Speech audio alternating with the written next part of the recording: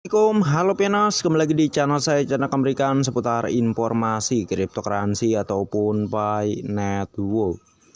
Oke, kita akan langsung to the point aja. Di sini ada sebuah informasi dari Newsway, ya, newsway.com, yang mana di sini informasinya dari Pi Network, Chatstar, Omega Network, dan Sidra hingga Cordao, ya, gelombang baru proyek kripto. Ini yang dimaksudkan Sidra Bank, ya. Tentunya kalau kalian suka lihat konten-konten saya dalam beberapa bulan yang lalu, ya, di situ pernah saya bahas juga ya mengenai Sidra Bank, ya. Atau di layar beranda atau di layar HP saya seperti ini, ya, saya pernah menampilkan juga aplikasi Sidra Bank, ya, dan sampai sekarang pun saya juga masih menambangnya di handphone yang satunya. Oke, di sini kita akan membahas karena juga ada kaitannya dengan Pi Network tentunya. Dan mungkin nanti akan saya jelaskan beberapa hal penting lainnya, ya, jikalau ada yang kurang tepat di sini, ya. Oke, langsung saja. Lanskap cryptocurrency terus berkembang dan pada tahun 2023 kami melihat popularitas beberapa proyek baru. Ini termasuk jaringan Pi, Chatstar, jaringan Omega, Sidra, dan Cordao. Proyek-proyek ini hadir dengan serangkaian manfaat dan kekurangan unik mereka sendiri yang dapat membuatnya menarik bagi semua jenis penggemar kripto. Jaringan Pi adalah yang paling terkenal dari proyek-proyek ini. Saat ini memiliki komunitas lebih dari 45 juta pengguna. Ini telah meluncurkan mainnet terbatas yang berarti hanya dapat berfungsi dalam ekosistemnya. Sementara itu, Cordao baru-baru ini meluncurkan mainnet terbuka, membuatnya tersedia untuk pengguna publik, ya. Nah, inilah yang kurang dipelajari media, ya, antara Cordao mengenai Sidra, Omega, dan Pi Network. Sebenarnya Pi Network ini nggak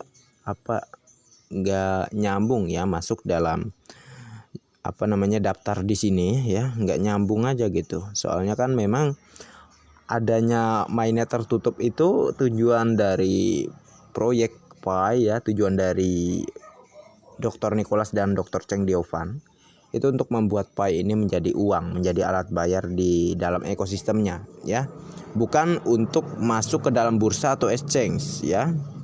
Itu, tetapi oke lah, kita bahas aja ya sampai dengan selesai. Chatstar dan Omega Network masih dalam tahap pengembangan, sedangkan Sidra Bank lah, ya, baru saja mengumumkan peluncuran produk pertamanya. Masing-masing proyek ini menawarkan sesuatu yang baru bagi dunia kripto dan dapat ditelusuri lebih lanjut bagi mereka yang tertarik dengan cryptocurrency. Gambaran umum proyek kripto baru paling populer. Ruang cryptocurrency telah tumbuh secara eksponensial selama beberapa tahun terakhir. Dengan tahun 2020 saja terlihat peningkatan likuiditas untuk proyek cryptocurrency. Dengan demikian, tidak mengherankan jika tren ini berlanjut pada tahun 2023 dengan serangkaian proyek kripto baru yang menarik. 5 yang paling populer adalah Pi Network, Chatstar, Omega Network, Sidra, dan Cordao pastinya, ya. Di antara mereka, jaringan Pi telah memimpin adopsi kripto dan mungkin merupakan nama yang paling dikenal luas. Dengan komunitas lebih dari 45 juta pengguna, ia mampu membangun jaringan terbuka dan meluncurkan mainnet terbatas atau tertutup. Untuk Chatstar, ini akan memungkinkan penggunanya untuk bertransaksi melalui kontrak pintar yang tidak dapat dipercaya, sementara Omega akan memungkinkan penggunanya untuk membangun jaringan dan aplikasi blockchain mereka sendiri yang berinteraksi dengan jaringan publik lainnya. Selain itu, Sidra juga sedang dalam proses pembangunan platform web terdesentralisasi yang memungkinkan komunikasi lintas rantai lebih cepat dan meningkatkan pengalaman pengguna. Terakhir, Cordao telah meluncurkan mainnet terbuka dan membanggakan lebih dari 12 juta pengguna dari seluruh dunia yang dapat berpartisipasi dalam aktivitas tata kelola terdesentralisasi serta memfasilitasi transaksi aman di platformnya. Jaringan Pi laporkan lengkap. Oke, laporan lengkap gitulah ya. Pi Network adalah buku besar terdistribusi, sumber terbuka dari jaringan cryptocurrency seluler yang dibangun berdasarkan prinsip kepercayaan, portabilitas, skalabilitas, dan desentralisasi. Dengan lebih dari 45 juta pengguna, jaringan Pi dengan cepat menjadi salah satu proyek kripto baru paling populer di tahun 2023. Ini didasarkan pada arsitektur dua tingkat yang terdiri dari mainnet terbatas yang berjalan dalam ekosistemnya sendiri dan jaringan node penuh yang lebih besar yang menyediakan sistem dengan keamanan dan privasi yang lebih tinggi. Hal unik tentang jaringan Pi adalah pendekatan berbasis pengguna untuk membangun platform. Alih-alih mengandalkan tim pengembang yang besar, anggota komunitas Pi Network secara aktif terlibat dalam pengembangan fitur seperti fitur dompet dan pertukarannya. Selain itu, pengguna dapat memperoleh hadiah karena membantu mengamankan jaringan dengan menjadi peserta aktif dengan memvalidasi transaksi dan mengamankan blok data. Terakhir, Pi Network juga merilis aplikasi yang memungkinkan pengguna menyimpan, mengelola, dan bertransaksi dengan mudah melalui ponsel atau perangkat desktop mereka. Antarmuka aplikasi yang sederhana memungkinkan pengguna untuk dengan mudah membeli atau menjual koin di bursa seperti Binance atau Coinbase serta menyimpan token mereka dengan aman di dompet aplikasi itu sendiri. Ini memudahkan siapa saja untuk terlibat dengan dunia kripto tanpa memerlukan pengetahuan teknologi apapun ya.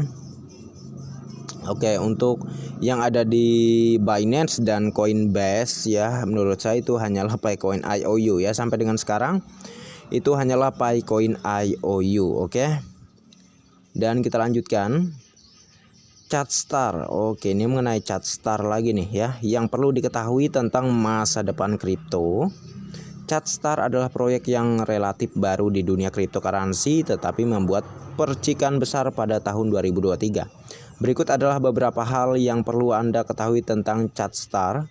Tujuan dari fungsi ChartStar bertujuan untuk membuat platform berbasis cryptocurrency yang akan memungkinkan aplikasi terdesentralisasi dan kontrak pintar. Ya, fungsi utamanya adalah untuk melayani sebagai jembatan antara blockchain yang ada dan internet, memungkinkan pengembangan aplikasi yang aman dan efisien.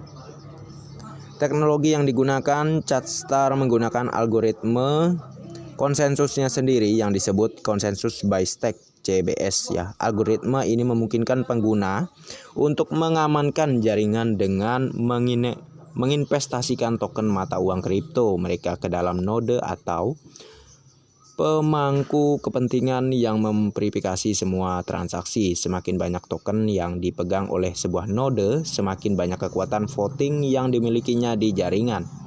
Manfaat menggunakan algoritma CBS ya, ChartStar ya.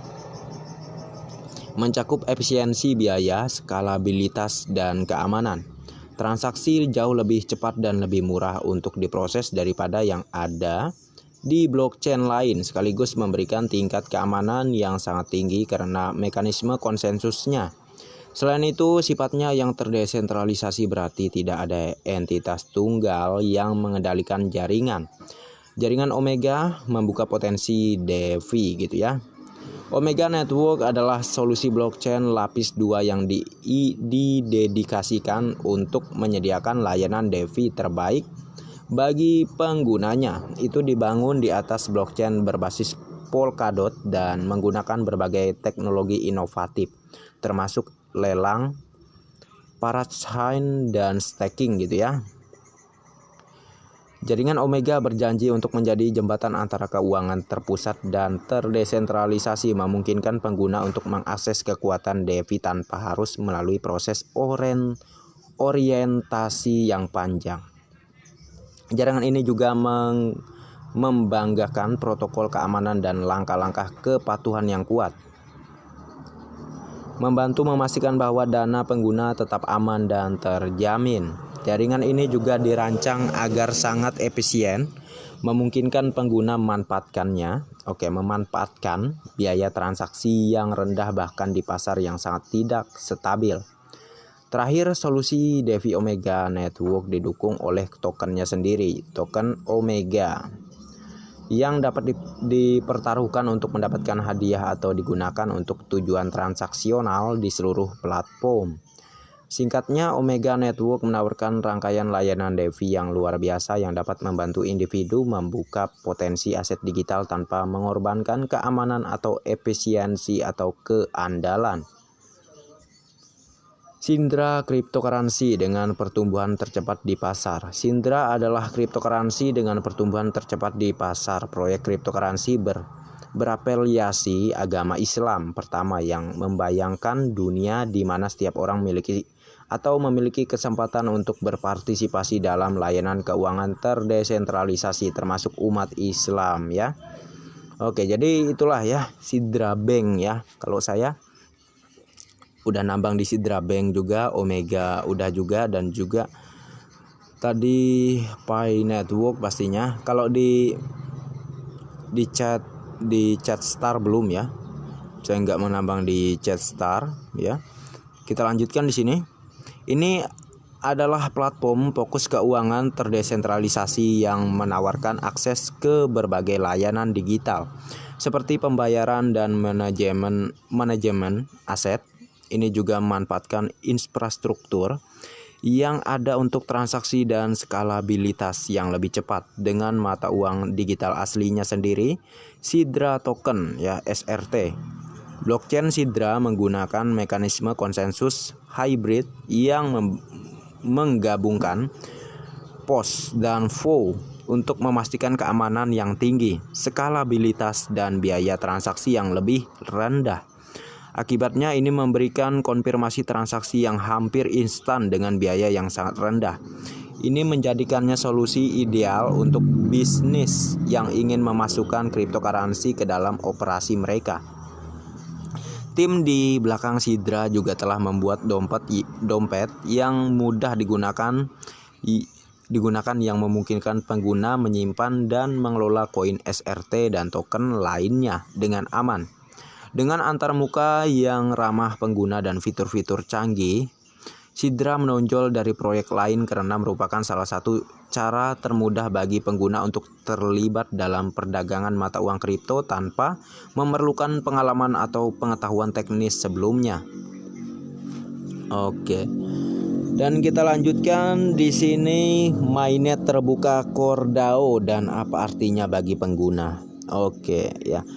Kalau CoreDAO ya saya juga menambang ya, alhamdulillah lumayan ya.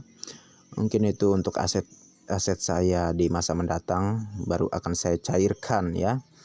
Tentunya kita akan langsung saja di sini CoreDAO baru-baru ini meluncurkan mainnet terbukanya yang merupakan platform blockchain yang memungkinkan pengguna untuk berinteraksi dengan token dan aplikasi mereka dengan cara yang terdesentralisasi dan aman. Dengan menggunakan mainnet terbuka CoreDAO, pengguna dapat mengakses dan mengelola aset digital mereka tanpa bergantung pada pihak ketiga terpusat.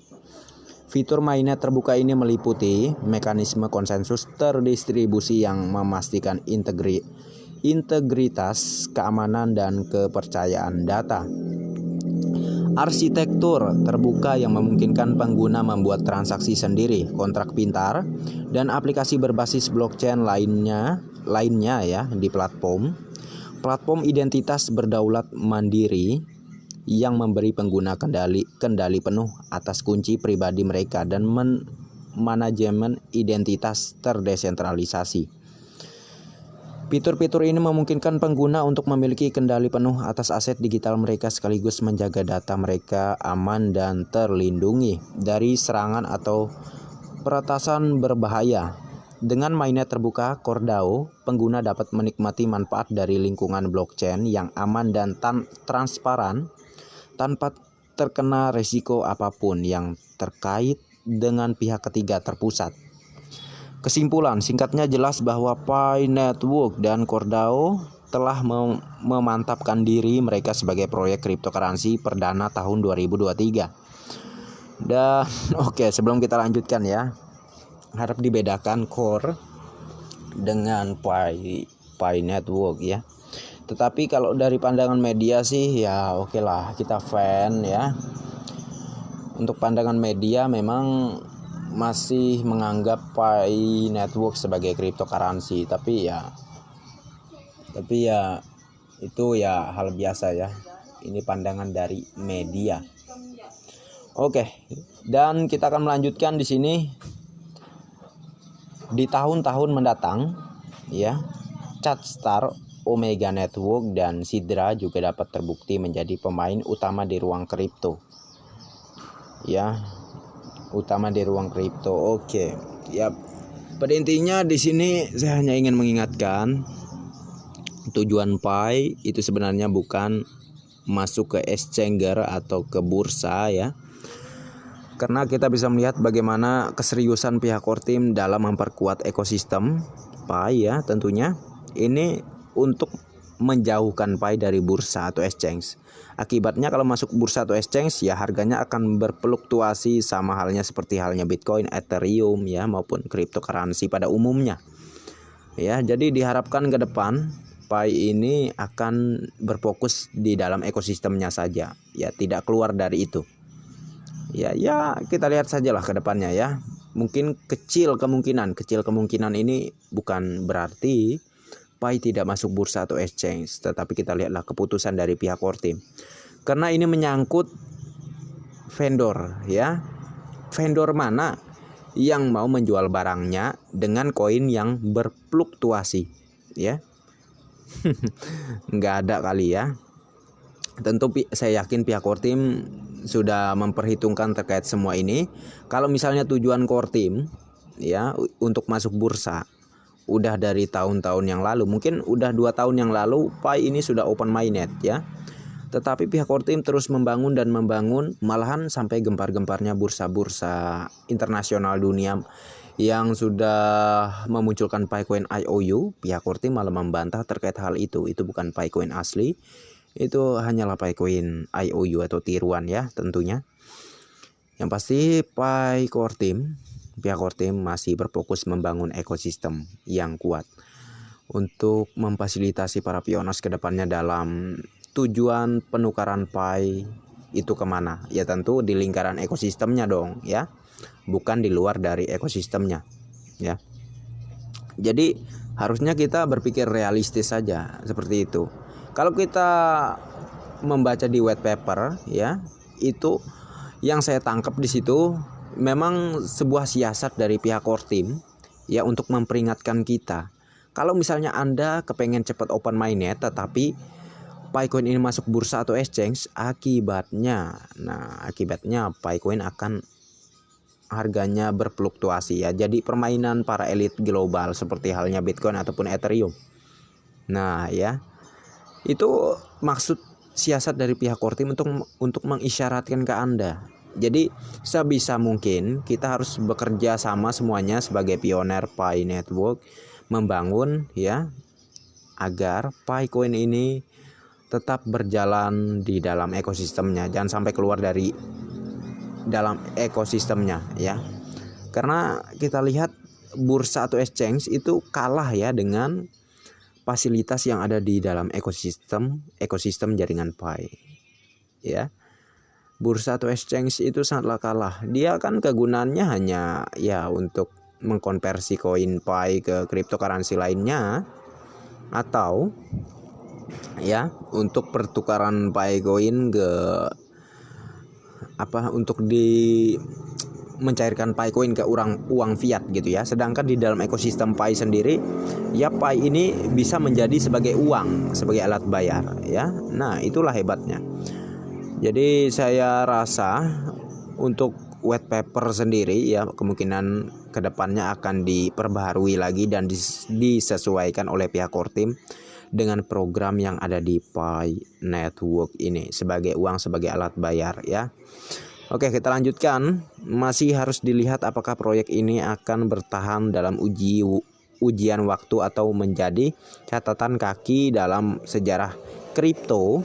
Nah ya, saat masa depan kripto terungkap, jaringan Pi dan CoreDAO akan terus berada di garis depan revolusi kripto menawarkan proyek baru dan inovatif kepada pengguna untuk diinvestasikan. Oke ya. Jadi kemungkinan tidak perlu saya jelaskan panjang lebar lagi. Intinya Pi ini sangat berbeda dengan token lainnya ya. Tujuannya jelas sangat berbeda jauh ya. Sudah sering kali saya perjelas di beberapa video saya, bukan beberapa ya, malah banyak sekali saya membuat video terkait penjelasan ini juga. Mengapa saya review ulang dan saya ingatkan kembali? Saya ingatkan yang kemarin-kemarin aja masih banyak yang bertanya seakan tidak paham gitu ya. Gimana saya nggak mau mengulang? Nah, iya kan?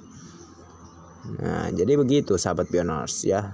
Jadi maksud saya di sini ya hanya ingin mengingatkan agar Anda itu tidak dibodoh-bodohi sama tukang serok ya. Karena kalau Anda meyakini Pi ini sebagai kripto, tukang serok akan mudah mempermainkan Anda. Ya, tukang serok ini kan pembuat token palsu gitu ya. Bahkan saya lihat ada beberapa pioner yang berhasil mengelabui pioner lainnya ya. Tentunya dia membuat sebuah token palsu, token Picoin palsu gitu ya. Ya, jadi itu untuk cara dia mengelabui para pioners lainnya ya. Dia bilang harga Picoin Rp6.000, Rp5.000 gitu ya. Itu sumpah saya pengen ketawa terbahak-bahak ya. Dan kok ada aja yang mau tertipu gitu ya. Ya, itulah contoh orang-orang yang kurang update dan malas cari informasi ya.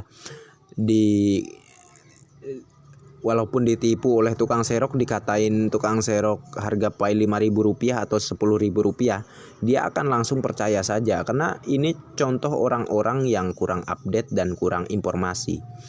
Ya, jadi saya sarankan yang untuk Anda ya, jangan lupa untuk selalu cari informasi dan selalu update tentunya. Ya, ini penting ya. Ini penting. Jangan sampai Anda nyesel ya, itu saja.